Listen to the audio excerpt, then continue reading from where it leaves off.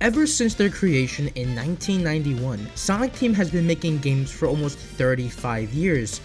But notice how I didn't specify Sonic games. While yes, Sonic Team primarily makes Sonic games, I mean it's in their fucking name, they have thrown their hat into the ring of other franchises other than Sonic, sometimes lending a helping hand, while other times they are spearheading the full project. So today, I want to talk about some of the games that Sonic Team have developed that aren't Sonic games. I'll talk about some of the most popular ones and some of the more obscure ones. So no bullshit today. We're starting off fast with Nights into Dreams, baby! Woo!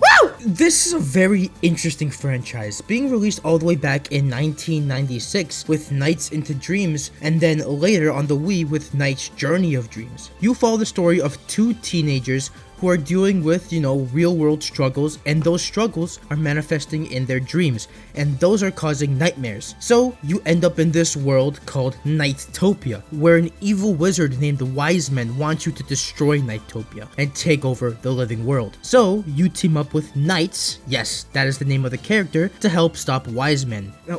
Now what did I hear? Where have I heard this type of story before? Since this was made by Sonic Team, you have a bunch of classic Sonic Team developers on this project, like Naoto Oshima as director, Takashi Iizuka as game designer, and Yuji Naka as producer and lead programmer, which would, as many know, would cause many problems back then and even in the great 2020. Yuji Naka not wanting to give them the Knights engine to work on Sonic Extreme would cause that game to be cancelled, and in 2020 Yuji Naka is completely erasing the involvement of Naoto Oshima for some reason.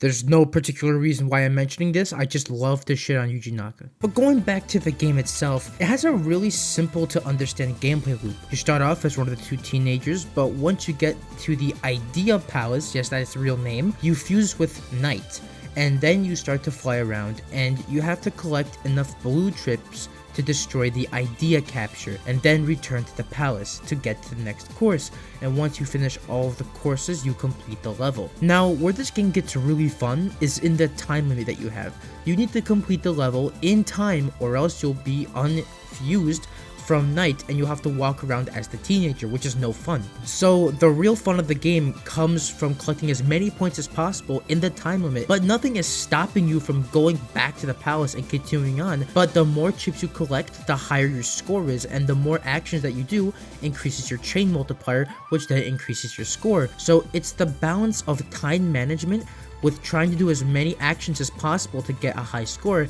and what makes this game so fun for me, and honestly the reason I feel the Sonic influence here a ton, is kind of that time attack gameplay, and it's really fun. Everything from the art style to the score attack and speedy gameplay is just really fun, and it's kind of sad that there was only 2 games in the whole series, and the last one being relegated to the Wii. And for years the most that Knights has gotten is references in other Sonic games like Adventure, in Lost World, unfortunately, in Sonic Racing Transformed. But funnily enough, from the original Dreams, there was a DLC called Christmas Dreams, where Sonic was unlockable as a playable character, and there was even a Christmas Eggman fight. I just hope that one day we finally get a proper return to form for this franchise, because it really does deserve it. Alright, next up we have probably another platforming game.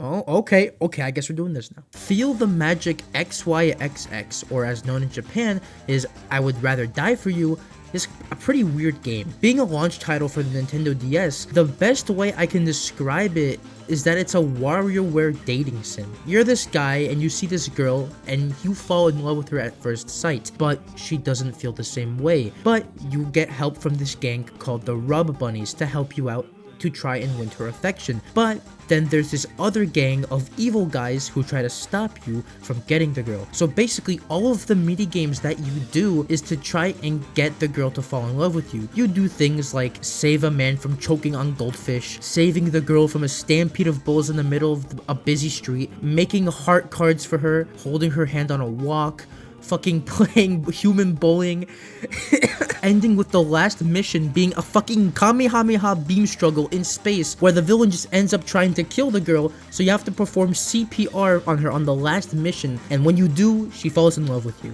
and beat the game. And in a similar fashion to WarioWare, you have to complete these mini games with 3 lives, but what's a bit different is that instead of them being a bunch of games in quick succession, you have to play one mini game multiple times and you have 3 lives. I remember playing this game very vaguely as a kid. Like, I remember a few mini games and I remember beating it because it was a pretty short game, only an hour max, but it's definitely an odd one.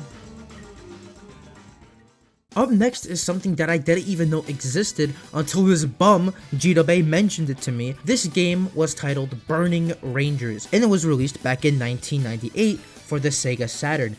And unfortunately, I was not able to play this game. It's not on Steam, it hasn't and never been re-released to any console as a remaster or even a port. It was released on the Saturn, and it stayed on the Saturn. And even if I tried to find a emulator, totally legal methods of playing the game, it was impossible because finding the correct file was like finding the Garden of Eden. So it wasn't possible for me to play. So I'm just gonna talk about everything surrounding it, because even though I can't play it, there's still a lot of stuff I could talk about. So this game is a third-person shooter, but what makes it different is that instead of killing people, you're trying to save them. You're part of what is essentially space firefighters. So you don't shoot anything besides the occasional robot, but you put out fires to save people. And Naka actually talked about this when working on the game. He said at the time there was a lot of shooter games that was about killing people, so he wanted to make a game where you save people. This game was also one of the many games in the late 90s to have an anime intro to it, and honestly, it's animated really well. Something that this game was praised for, and for good reason, was the OST, being composed by Naofumi Hataya, who worked on the legendary Sonic CD soundtrack. And you can even hear the distinct crash sound that's in this OST that can also be found in CD.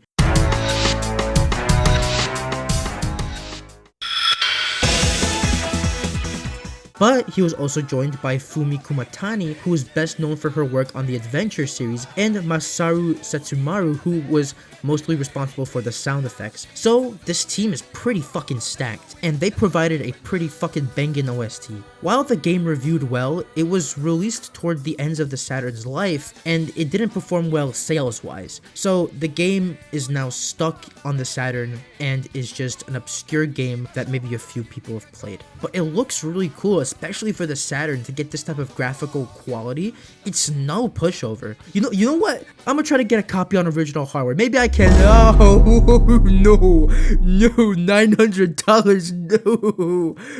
Oh, never mind. Now, the last game I want to talk about is another obscure yet popular game, Billy Hatcher. Released on the GameCube in 2003, you play as the titular character Billy Hatcher, but you can also play as his friends Rolly Roll, Bantam Scrambled, and Chicken Poacher, and your main objective is to hatch eggs so that you can form an army of chickens to fight the evil crows. And that fucking story synopsis is killing me. The gameplay loop basically consists of you going around and completing different missions that could be either freeing a mayor of a town from their egg, saving a number amount of chickens, beating a boss, and completing each mission gets you an emblem of courage so that you can eventually unlock the ultimate legendary chicken suit to beat the final boss. Yes, this is real. Now, what I find really cool about this game is that each mission is actually ranked based on how many enemies you've killed, how you've killed them, the amount of eggs you've hatched, the different moves you do, so replayability is heavily encouraged to get an S rank. The gameplay itself is pretty fun, making use of the rolling physics of the egg to make for some pretty fun and interesting platforming, and the way that the egg is used for combat is also pretty fun.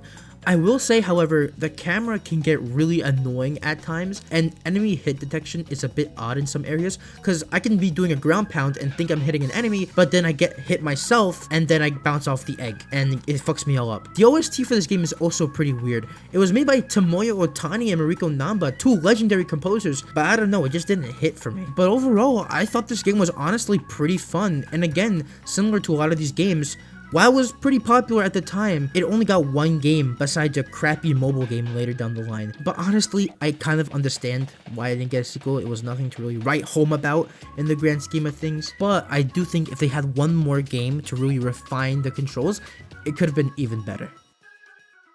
And those are all of the games that Sonic Team developed on their own. Now, there are a few games that Sonic Team did help on, but they didn't fully develop, and I want to talk about them real quick. The most popular one probably being Jet Set Radio. Yeah, Sonic Team had a helping hand in making that game, and it's probably how they got Hideki to make the music for Sonic Rush. And this game is just iconic for its unique style and fun gameplay, and I'm so happy it's finally getting a remake. And they're also helped out with Samba de Amigo, which is a game about a dancing monkey. Then we also have another rhythm game called Space Channel 5, which is probably, besides Burning Rage, the one I'm least familiar with, but I do understand it is another rhythm game. And is that Michael Jackson? But yeah, those are all of the games that Sonic Team made that aren't Sonic games. If you guys enjoyed the video, make sure to like and subscribe, turn on notifications, and comment down below.